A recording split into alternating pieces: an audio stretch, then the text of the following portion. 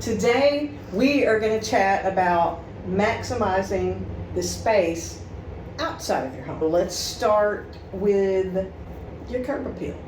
Start with that front yard. Like when you pull up to your house, what's the first thing you see? Do you have azaleas planted out front? Do you have like a little spot near under your windows or something that you could perhaps plant some herbs or some vegetables? What types of vegetables would you plant in your front yard right near your sidewalk or your walkway?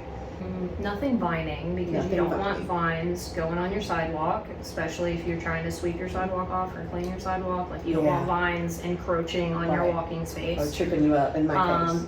I would do probably herbs and edible flowers like along a walkway.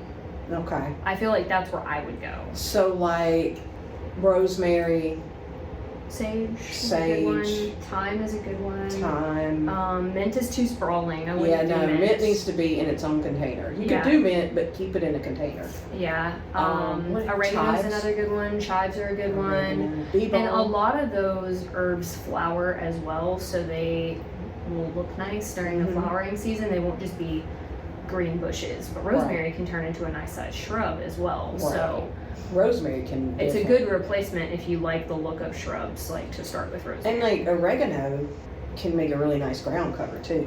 Thyme or oregano, both can make. If you let them go. Chamomile will also make a nice ground cover as well. I have a problem growing chamomile. I don't know what it is. You're supposed to just let it go and let it do its thing. Because I grew it well on my front porch. Okay. So I always kill the chamomile, but I have one coming up. It's a volunteer, came up on its own. Okay. So hail the volunteer, right? Yeah. Lavender. No. I'm not so good with lavender. I'm not good at growing it. I kill every lavender I've ever tried. So I buy lavender. But it's good for walkways because when you're walking through it, you can like grab the plants and then you smell like lavender. I would rather smell like chives. Garlic chives. I like the smell of rosemary or basil too. So basil. And basil, like there's purple. Yeah, there's all sorts of Thai basil. There's so many different types of basil. And they all are very pretty and they all flower. So like there's ways to make herbs look pretty. Like there are pretty herbs out there. So it doesn't just have to be a big like swath of green. But it's right outside. It can be right outside your door. You can go right outside if you want some tea, or if somebody's got a bellyache and you need some mint. Or if you're cooking. Like my favorite thing to do is go out in my garden with a pair of pruning shears and just collect herbs to cook with. What about ginger? You could grow ginger. And ginger's very pretty as well. So like it's another good one for the front yard. Ginger, turmeric. But it needs a little bit of shade too. And it likes it damp. So if you have a damp spot or place where water stands, or say your front yard is shadier, that's another good ginger, turmeric, option for that. Lilies. And there's a lot of good edible canna lilies. That's what they are. Yeah, and there's a type of elephant ear that's actually the taro plant, and you can eat the roots. So stuff like that, like if your yard is shady and wet all the time, like plants like that are really good to kind of keep it looking lush and pretty without being not necessarily useless, but not as useful, not as beneficial in times of need. Right. And it's always good to have an herb garden. You know.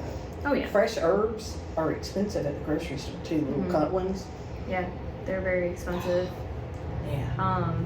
Fruit trees are another good thing in the front yard, especially if you're looking to make like small shaded areas like fruit trees. And we are by no means horticulture experts, but we just know what we like. We like plants. We like plants that serve a purpose. Like all plants serve a purpose, but I lean more herbal, medicinal. I'll grow whatever. I'll grow whatever will cooperate with you, right? Whatever will keep living after I touch it. Yeah. That's what I grow. Yeah, Grady had a green thumb, I have a black thumb, so. Or a brown thumb. Have a time problem, so that's another thing, completely separate topic, is like get plants that are self-sufficient if you don't have a lot of time to devote to a garden. Other things that are important for the front yard, outside of just utilizing the space that you have, like if you don't have garden beds or a walkway that you can plant stuff by, use planters, use hanging baskets, stuff like that. Yeah. There's a way to make it work. Right. Things that are pretty, but that also bring you joy and nutrition at the same time. Right. And then solar lights. That's another Solar good thing lights. for the front yard. Pathway lights, Pathway or the lights ones that you or point even up. string lights for your porch. If you don't have, like, solar powered string lights are great in power outages, but it's also nice to not have to turn your front porch light on if you just want to sit outside. Right. Like, right. the atmosphere is really nice with just like the little solar lights. Of course, sitting outside in our area, you need a screened-in porch. You do need a screened-in porch or the mosquitoes will carry you away. Yeah, and the yellow flies and the no-see-ums. But if you don't have a screened-in porch, what you can do is you can get the screens that go with those. You know, they have the screen replacements for the gazebos. Mm-hmm. And so those are rod pockets because they have like the little Velcros on them. Right. You can buy those and get you some of those tension rods, the shower rods, or they make other like little skinny tension rods.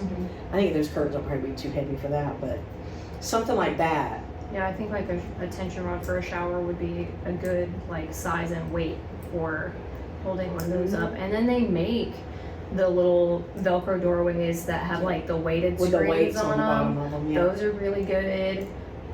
If you have a wood framed porch, you can literally staple a screen up. Like Yeah. you can buy a screen by the roll. Yeah, you could Like, just staple it it's up. I mean, it's In a simple. pinch, like you could staple it up. There's better ways to do it. Yeah, there's a prettier way to do it, but Yeah. you can do it. If you're in a bind and you need a screened-in porch, you can go Right. buy a roll of screen and staple it up. So, in effect, what you've done if you don't have a screen-in porch and it's just like an open, like here at our office, the little front area is open. Right, or like my front porch. Yeah, and your open. front porch, and my front porch is not screened in, which ours Your would be back porch isn't screened super either. easy to screen our porch in. But you can get shower rods, get shears, or get screen and put them up there, and you take that outdoor space that was really unusable for anything but plants and turn it into a usable space. Right. And if you don't have power, it's a nice getaway to be able to take a chair out on the front porch and sit Yeah. and not be bothered by nobody because they can't see you, and not be bothered by mosquitoes. Just drink your coffee in peace in the morning when you don't have any power. Yeah.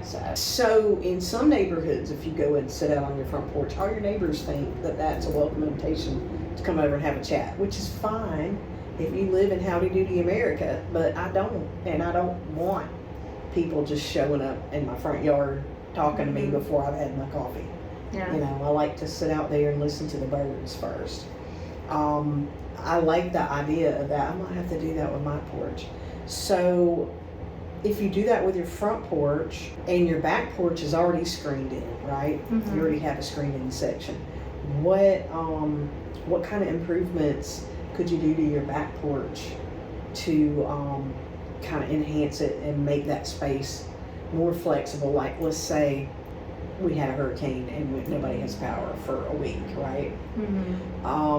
You got your front porch now, so you can, if it's screened, if you did that, you know, you did the makeshift screen, you can actually open your front door now, if you don't have dogs or little kids, and let a breeze come through. Right. You know, and then you could open your back door and you have a nice breeze coming through your house. But would you do solar lights, or what would you do on your back porch? I definitely think solar lights on the back porch as well. Not just for atmosphere reasons, but when the power is out, like it gives you a lighted space that you can go to where you can see. You're not using candles, you're not in the dark with a little tiny solar light trying to see what you're doing at home. But it's also a great place to sleep when there's no power. Like sleeping porches were really common and popular before air conditioning was a thing because it was too hot to sleep inside with all the doors closed. So it was super common to have a bed on your porch and you just sleep on your porch. Yeah. Like that was normal. As long as it was screened in, you could sleep on it. My great grandma had a sleeping porch. I'd never seen one before, I was probably 10, spent the summer, spent a week with her, I think. Mm-hmm. And I slept on that porch every night. And she thought I was crazy because she had air conditioner. Yeah. By then, back then she had air conditioner, but I wanted to sleep outside. I just thought that was the coolest thing in the world, to sleep. And it was a wrought iron bed.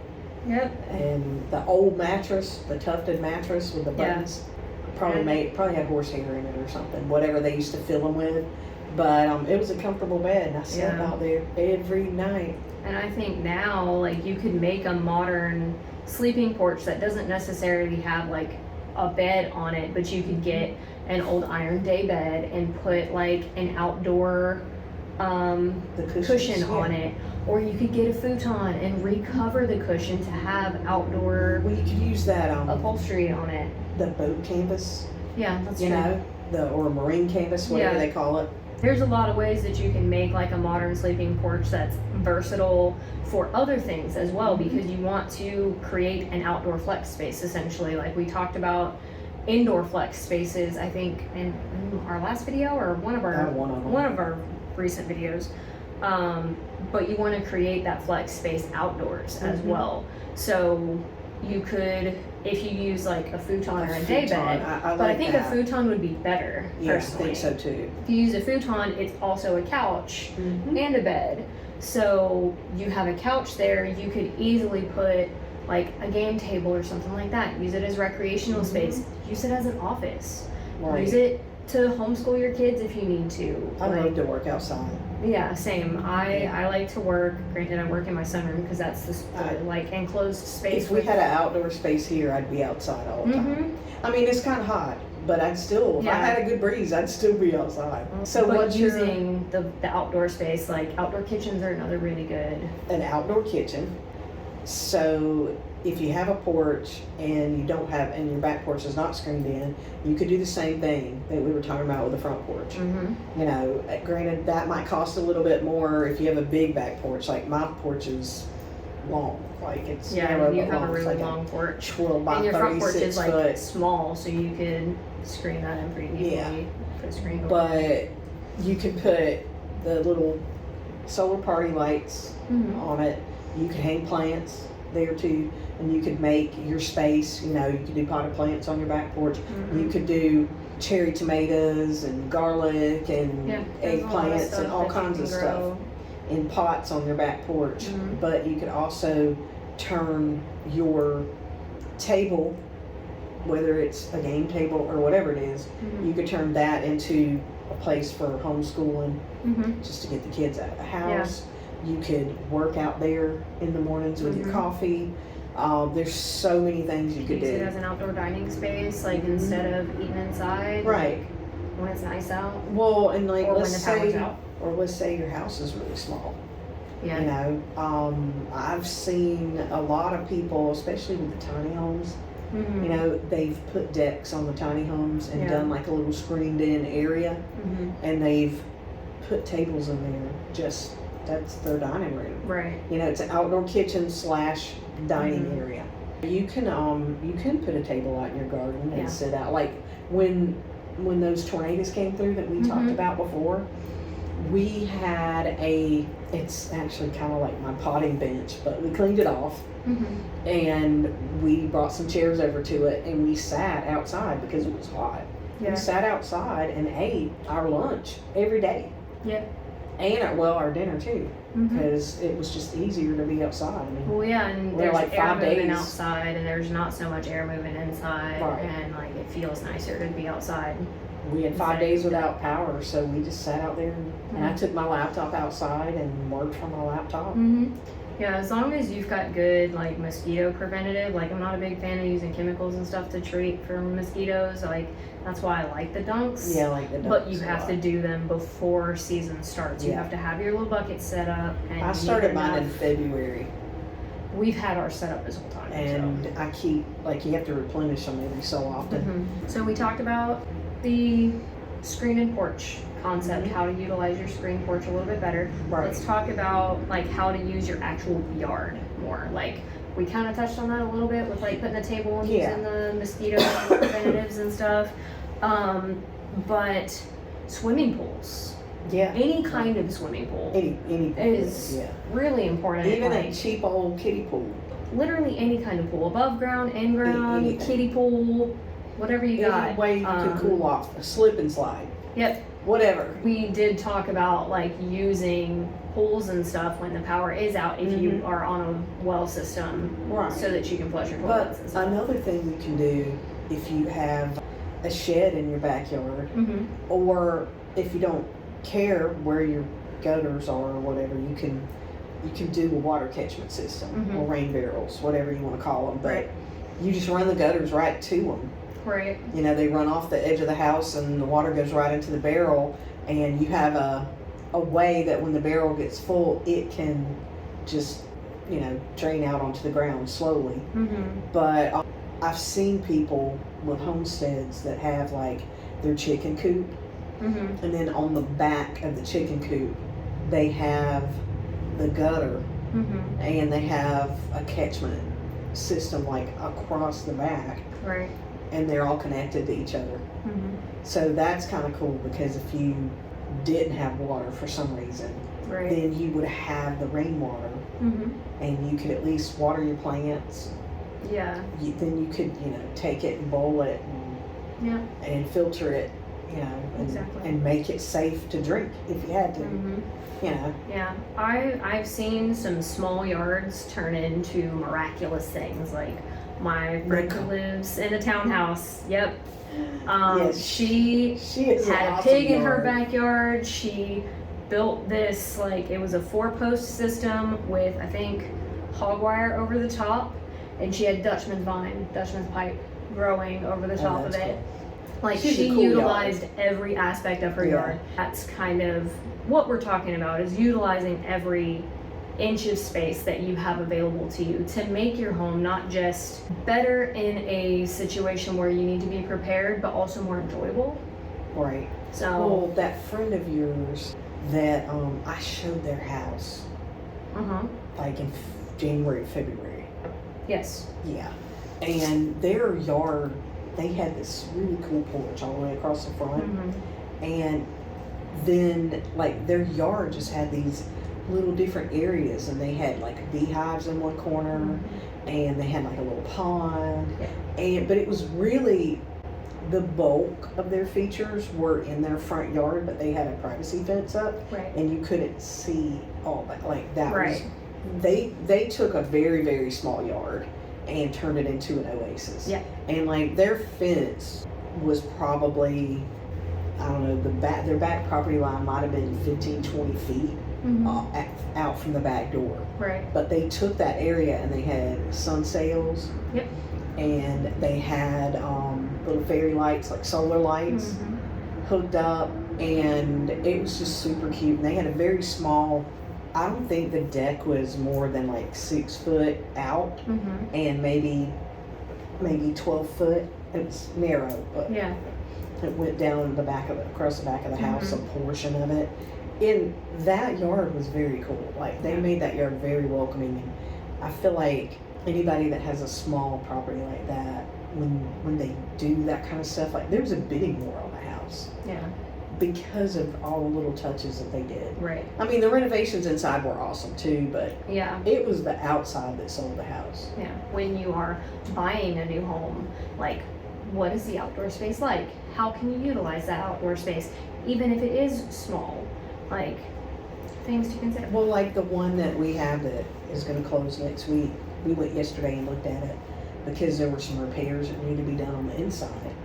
But like, we walked that yard again, and it's not a huge property. I mean, the cleared portion of it is not very huge, but there are fruit trees, there are wild vines and things that produce fruit everywhere out there. There's ginger everywhere. I mean, it is a really cool space, and the way they've done the front, it's like walking into like a little old lady's country cottage or something. And it's just very welcoming. And there was a bidding war on that house. Yeah. And it wasn't the inside of the house. No. It was the outside of the house that sold it. I mean, it was a good price too, but it had a lot of potential inside, but my client wanted it for the homestead features of it, you know, all of the natural growing things. It's near water, you know, there are a lot of upsides to it. There's a little stream that runs through the side of the property that you can get to, but you couldn't even see it. Like, he's like, oh, on the survey it shows this, and it's right there at the edge of my property, so all I gotta do is clear a path. Right. So little things like that, right? Like if you don't have a water feature and you put one in, then it gives you another space to go and relax. Right. You know, if you like to do yoga, you could actually set yourself up some one of those teak rollout mats and do yoga. Yeah. You know, It's out by your little good pond. use for a screen porch is what I was yeah. trying to say. It's another good use for a screen Yoga. porch is an exercise room or something like that, like meditation space. Especially if you have kids. Yeah. Meditation. Yeah. So we covered everything that we wanted to talk about with how to maximize your outdoor space, how to give yourself some curb appeal and actually increase your property value. Because, you know, people pull up to your house if you have it listed for sale, or if you're going to be buying a house and, you know, you can see past what's there, you know what you can put in, you know. But if you have done your house right and done your yard right, planted the right things that grow and blossom throughout the year, then the next step would be to work on your backyard, right? What we have is we're going to offer our top 10 tips, but our budget-friendly tips for maximizing your outdoor space. So if you want to get a list of our top 10 tips for maximizing your outdoor space in a budget-friendly way, just look in the comments below and there'll be a link there. And we also have multiple other things that you can download. Just go back to our other videos. There are links on all those. So that's it for us. And we will see you when we see you. Extra coffee. My extra coffee.